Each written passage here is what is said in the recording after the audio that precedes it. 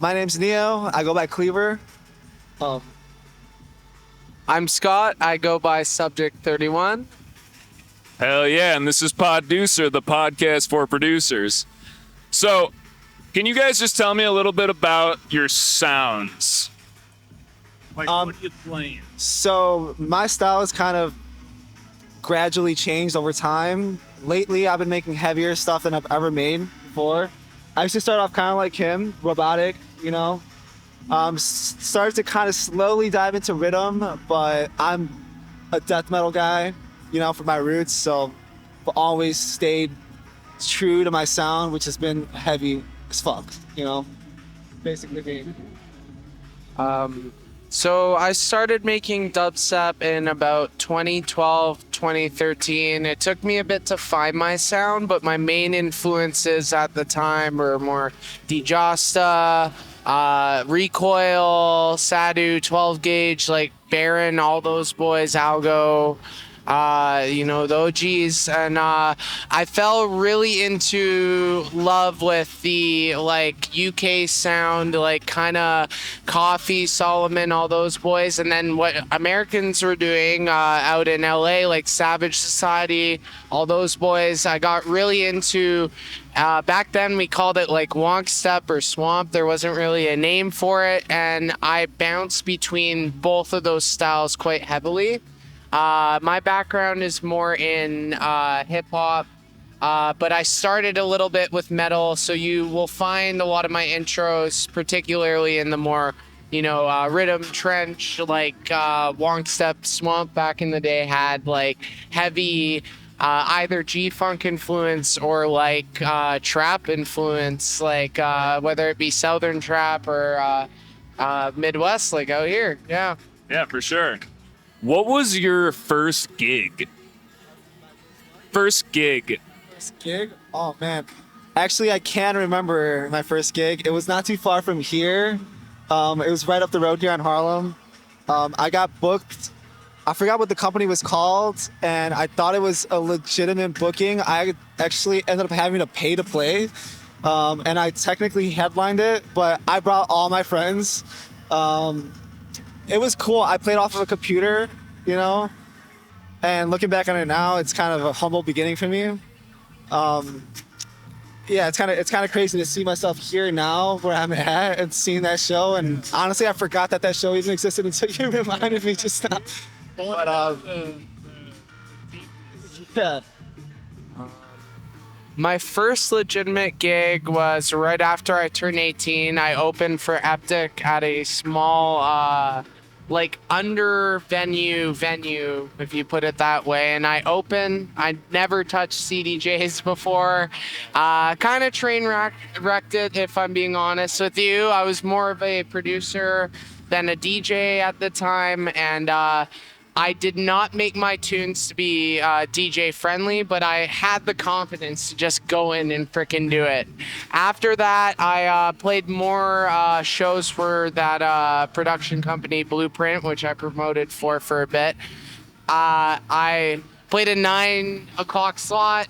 I had a fan drive himself all the way out. Shout out Paula Silva, still the day one fan. He was a fan of Ominous and I's EP at the time, and he's like, "What the hell are you doing a 9 p.m. slot?"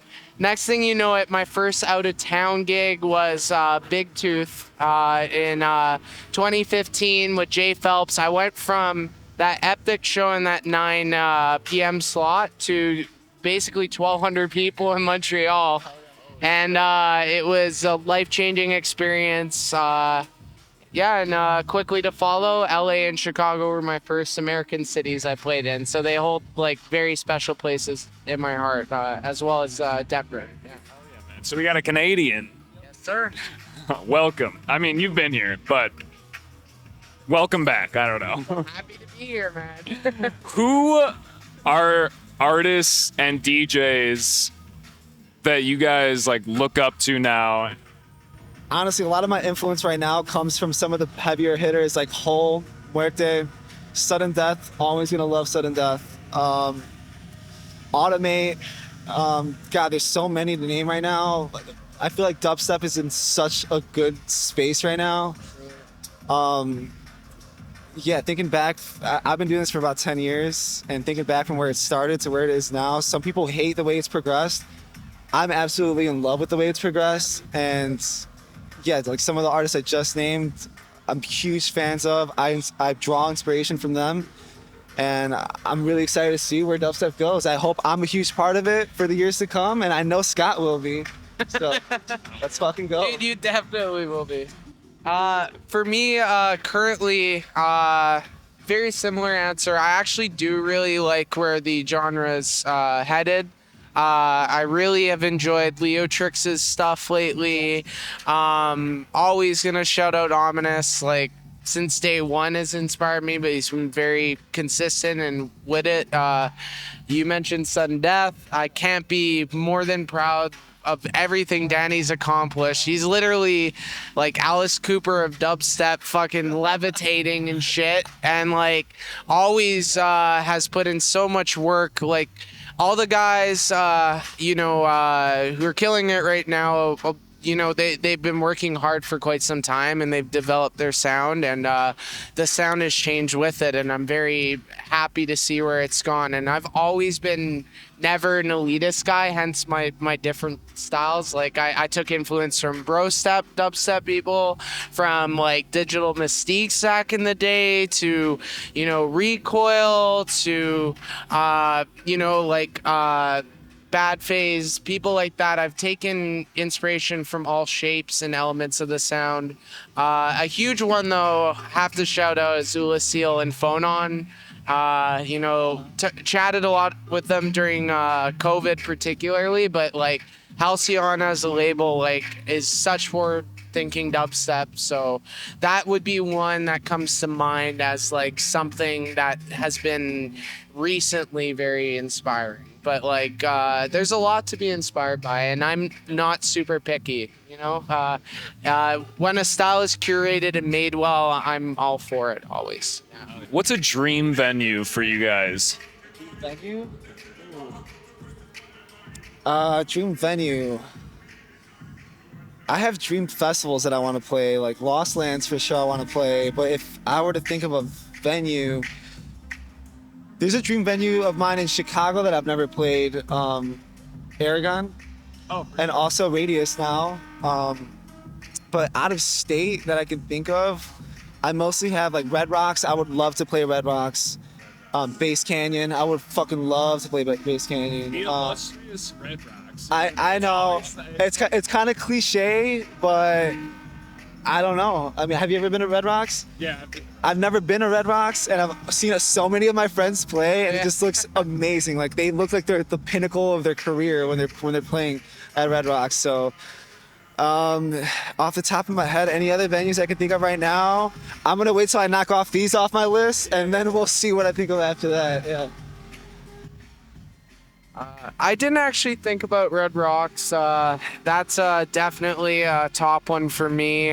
For me, it was also festivals. A big thing in Western Canada is Shambhala. I would really like to play there. I've attended there a couple times and just had a wonderful eye-opening experience in terms of like diversity and genre and stage design and sound.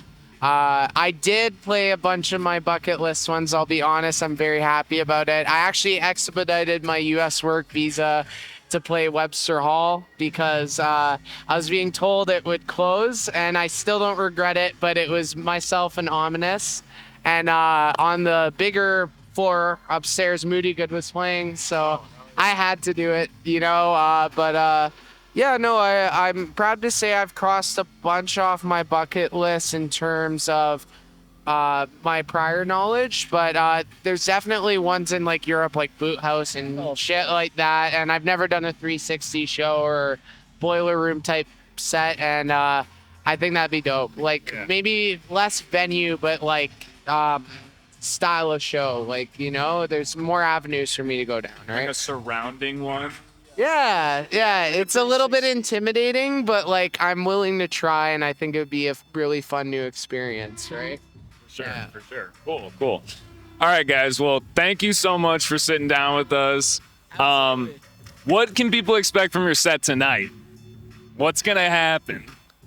First, So, both Neo and I have been following each other's music for quite a while, and I feel really good about, for one, our tastes overlapping, but I find our tunes have distinct enough sounds that you'll know what he's playing, what I'm playing, but they'll mesh well together. So what you can expect is heavy influences driven from the same background, but with our own distinct signature sounds. And if you've been following me or Scott for the past however long, we haven't been releasing music, but we've been cooking for years. And tonight we have a ton of unreleased music that we're gonna play. So I got so much new heavy stuff that I'm excited to play. I heard a bunch of his unreleased tunes today, and they're fucking amazing. I don't know why we haven't released, but expect more of us this year. And I'm Every producer, you know what I mean? yeah, but me and him have definitely we're our own worst critic at this point, but after seeing him tonight, I think we're gonna push each other, and you'll see more of us here soon. Yeah. All right, guys. Well, where can people find you? You can find us at Undercoast tonight. We're going to be closing at the Pavilion 1 to 2 a.m. And we're going to be blasting that Hennessy sound system. Instagram, Dude, I have a marketing degree, and that flew over my head. Yes, to all socials. Subject 31 on all socials. I still don't have TikTok. I don't know about you, but hopefully soon TikTok. I'm kind of thankful I never got into TikTok. It seems a little unhealthy from what I've seen. It's kind of a dark hole, but you can find me on Instagram. It's Kleavr, SoundCloud, Kleavr, Facebook, Kleavr. Yeah, just about anywhere. Yeah. Spotify, Kleavr. Same thing with him. Subject 31 on every platform. Yeah. Yo, thank you guys. You heard it here first, or I don't know. I mean, maybe you guys have done other interviews, but I like to say that. Cool, guys. Well, I hope you have a great set. I'll definitely be over there. It's a beautiful night, so appreciate you guys. Dude, fun shit. You know, That was fun. we're